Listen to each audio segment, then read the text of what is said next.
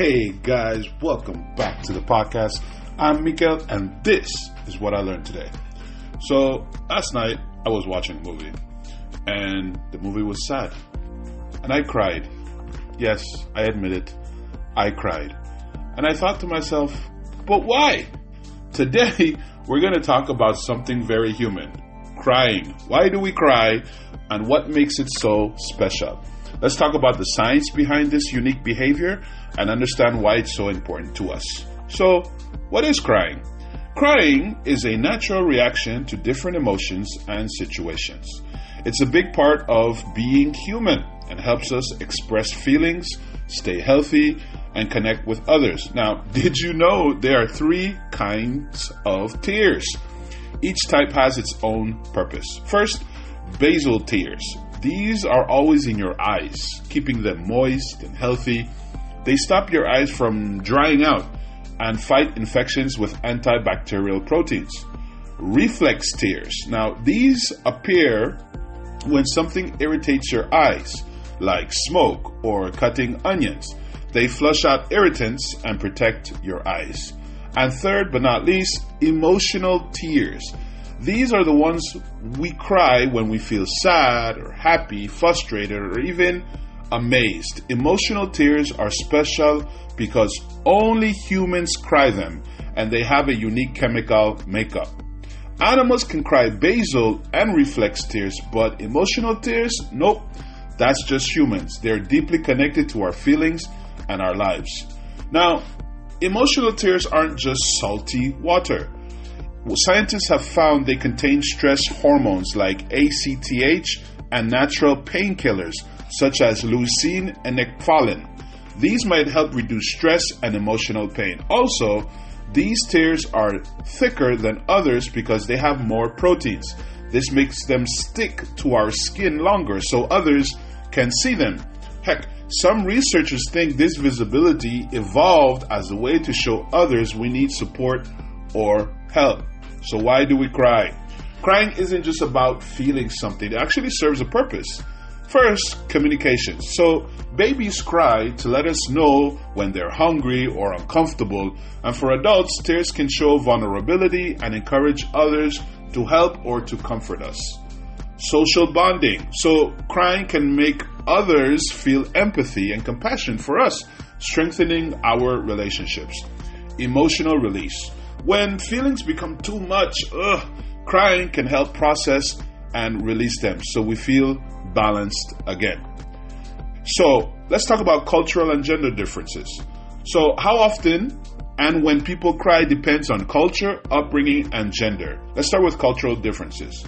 In cultures that value open emotions, crying is often seen as a natural way to express feelings. For example, Mediterranean countries see crying as a sign of sincerity.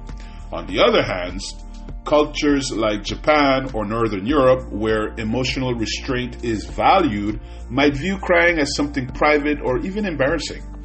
In collective cultures, where harmony in groups is important, crying might be discouraged to avoid upsetting others. As in individualist cultures, it's often seen as an honest self-expression. Let's talk about gender differences. Studies show women cry more than men. Women cry about 30 to 64 times a year, while men cry 5 to 17 times a year. Now, this difference is partly social. Boys are often taught not to cry, while girls are encouraged to show emotions. Biology also plays a role.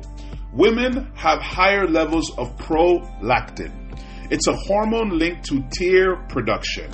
While testosterone may suppress crying, women also tend to cry more in response to social situations like conflicts or empathy, while men are more likely to cry privately or in other cases.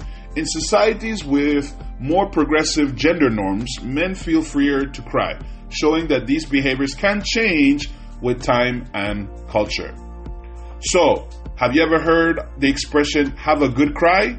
Well, researchers support this idea, but it depends on the situation. Crying can improve your mood, especially if it happens in a supportive environment or when the problem can be solved. However, Crying alone or in situations beyond your control might not always bring relief. Right after crying, you might feel sad or tired, but in the long run, it can help you process emotions and heal.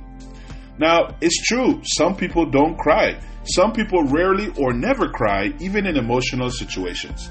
This might be due to personality traits, upbringing, or biological factors. They may suppress emotions more often or experience fewer social connections. Scientists are still exploring why this happens. So, 5 key takeaways. Crying serves important roles. It helps us express emotions, stay healthy, and connect with others. Humans are unique. We are the only species that cry emotional tears. Emotional tears have benefits. They can reduce stress and help us process feelings. Culture and gender influence crying. Where we live and how we are raised shape how often and when we cry. Crying is healthy. It's a natural way to heal, connect, and grow for both men and women. Crying is not a weakness, but a natural and essential part of being us, human. Both men and women need the freedom to cry. It helps us process emotions, reduce stress, and strengthens our relationships. Crying reminds us that we are all connected to one another through our shared experiences and vulnerabilities. Whether tears come from sadness, joy, or frustration, they are a powerful way to express and release emotions. So yes, I cried last night. It felt great. It was a great movie. I hope you learned something because I sure did. I'm Mikel, and this is what I learned today. Bye.